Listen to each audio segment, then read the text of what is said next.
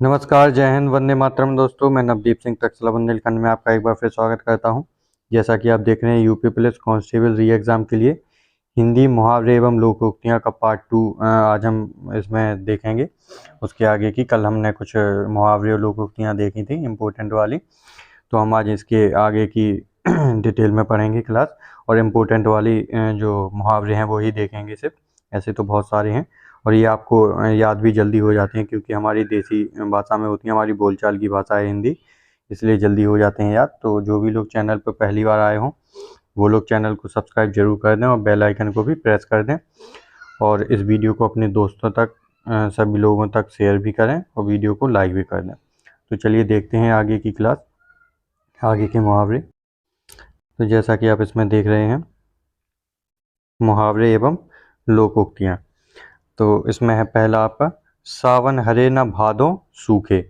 मतलब सदा एक समान रहना, ना सावन में ज़्यादा हरा हो जाना, ना भादों में सूख जाना। मतलब हर मौसम में, हर परिस्थिति में एक समान रहना। ये मौसम के ना होकर एक इंसान के लिए भी प्रयोग होता है कि सावन हरे ना भादों सूखे। एक वैसा इंसान जो हर परिस्थिति में एक समान रहता हो। ठीक है। फिर है, लश्कर में ऊँट बदनाम। इसका पूरा अर्थ होगा, दोष किसी का पर नाम किसी और का। मतलब लश्कर में ऊँट बदनाम, तो बीच में कोई और बदनाम हो जाना कि काम किसी और ने किया और दोष किसी और पर आ गया, तो उसको कहते हैं लश्कर में ऊँट बदनाम। ये आपका इम्पोर्टेंट है। फिर है, कुजगह फोड़ा और ससुर वैद, धर्म संकट की स्थिति। कि मतलब ऐसी जगह फोड़ा हो गया और ससुर जी अपने वैद हैं, तो एक मतलब उसके लिए एक बोला गया है कि ऐसी स्थिति जो धर्म संकट की हो जाए। फिर है आपका, शोक करना। शोक करना के लिए कहते हैं सिर पीटना, मतलब पछताना। फिर है, विहंगम दृष्टि। मतलब सरसरी निगाह। कहते हैं ना कि एक सरसरी निगाह से देख लीजिए, मतलब ऊपर ऊपर तौर से, तो उसको कहते हैं विहंगम दृष्टि। फिर है ऊपर, काटो तो खून नहीं। मतलब भय के कारण स्तब्ध हो जाना, मतलब शौक में हो जाना। कहते हैं ना कि शौक लग गया इसको, शौक वो करंट वाला नहीं, जो हम आश्चर्यचकित हो जाना, मतलब इसको कहते हैं काटो तो खून नहीं, भय के कारण स्तब्ध हो जाना। कि डर के कारण कहते हैं ना, सुन्न हो गया है शरीर भय के कारण, उसी को कहते हैं काटो तो खून नहीं। फिर है अगला आपका, एक आंख नभाना। मतलब बिल्कुल अच्छा ना लगता है। कहते हैं ना कि एक आंख नभाना, या इसका दूसरा मुहावरा है फूटी आंख नभाना। कि ये तो कि इसको फूटी आंख नहीं भाता है, मतलब इसको ये बिल्कुल पसंद नहीं है, बिल्कुल अच्छा नहीं लगता है, तो उसको कहते हैं एक आंख ना भाना। जो भी आप लिखना चाहें वो लिख भी सकते हैं, आप नोट डाउन करते जाएं जो आपको इम्पोर्टेंट लगें या जो आपको ना आता हो। वैसे तो आप अगर इस वीडियो को 2 बार देख लेंगे तो आपको अच्छे से याद हो जाएंगे वो। फिर आपका अगला है, उंगली उठाना। मतलब दोष की ओर संकेत करना। कहते हैं ना, इसने मेरे ऊपर उंगली उठाई है, या मतलब इसने मेरे ऊपर दोषी ठहराया है इसने, तो उसको कहते हैं उंगली उठाना। फिर है, मुंह की खाना। मतलब हार जाना। कहती है ना कि मैंने उसको मुंह की खिला दी, या फिर धूल चाट लेना, मतलब हार जाना। इसके लिए अलग अलग मुहावरे हैं। फिर ये आपका, ढपोर संख। ढपोर संख मतलब वे सिर पैर की बातें करने वाला। ये बहुत गांव में बहुत ज़्यादा प्रयोग में किया जाता है, उपयोग में लाया जाता है ढपोर संख। कहते हैं ना कि ये तो बिल्कुल ढपोर संख है, मतलब ये हमेशा ऐसी बातें करता है जिसके सिर पैर की ना हो, बिना बिना बेतु की बातें करने वाला, उसको क्या कहते हैं अपन, ढपोर संख। फिर आके आपका, बैल न कूदे कूदे तंगी। स्वामी के बल पर सेवक का साहस। मतलब बैल न कूदे कूदे तंगी, मतलब जिसको कूदना चाहिए वह ना कूद कर, उसके जो कहते हैं ना कि जो जिसके पास पावर होती है वह ज़्यादा शो ऑफ नहीं करता है, बस बल्कि जो उसके आसपास के लोग होते हैं वो ज़्यादा बड़े बनने की कोशिश करते हैं, तो उसी को कहते हैं बैल ना कूदे कूदे तंगी, स्वामी के बल पर सेवक का साहस। ठीक है। फिर है आपका, जवान पर लगाम होना। मतलब अनावश्यक रूप से स्पष्टवादी होना। मतलब वही बिना बात की बिना जो सिर पैर की बातें हैं वो ना करना, बिल्कुल स्पष्ट चीज़ बोलना।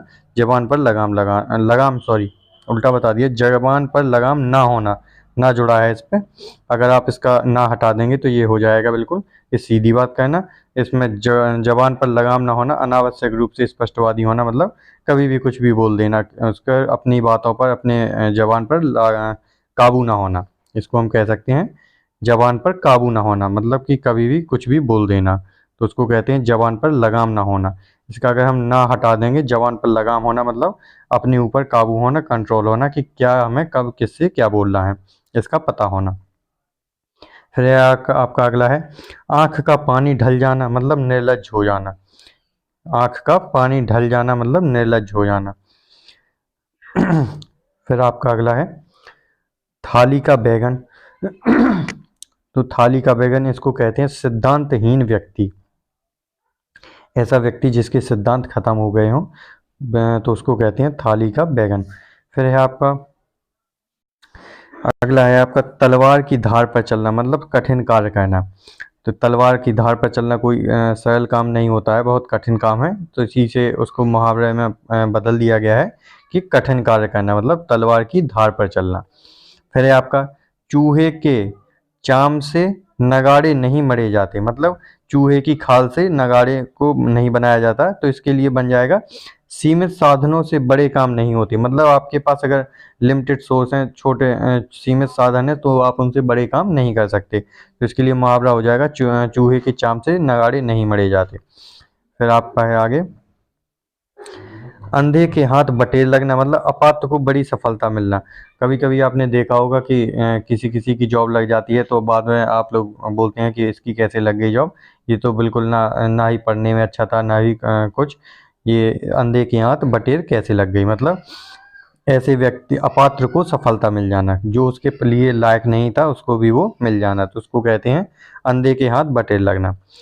अगला है आपका तीन लोग से मथुरा न्यारी, मतलब सबसे निराला। तीन लोग से मथुरा न्यारी मतलब सबसे निराला, सबसे अच्छी चीज होना। फिर है आपका कट जाना, मतलब आंखें चुराना। कट जाना बिल्कुल आंखें चुराना। फिर अगला है आपका आठ कनौजिया नौ चूल्हे, अलगाव की स्थिति, मतलब आठ कनौजिया और नौ चूल्हे हैं, मतलब सब अपनी अपनी राय अलग अलग रह रहे हैं, मतलब फूट जैसी स्थिति, अलगाव की, एक दूसरे से मिलकर न रहना, अलगाव हो जाना, तो ऐसे इसको कहते हैं आठ कनौजिया नौ चूल्हे। फिर है आपका जूते चाटना, मतलब खुशामद करना। किसी के कहते हैं ना कि ये तो बिल्कुल जूते चाटता रहता है, बिल्कुल चापलूसी कर, जिसको दूसरे नाम कैसे हैं कह सकते हैं हम, चापलूसी, क्या, चापलूसी करना, तो उसको कहते हैं जूते चाटना। फिर है आपका गंगा नहाना, कार्य पूरा कर निश्चित होना।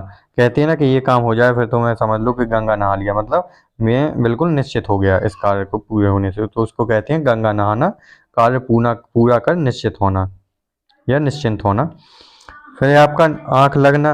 आँख लगना मतलब नींद आना, ये तो सिंपल है कि आँख लग गई मतलब नींद आ गई। फिर आपका अगला है नीम हकीम खतरे जान, अल्प ज्ञान हानिकारक होता है, मतलब जिसको कम ज्ञान हो वह ज़्यादा हानिकारक होता है।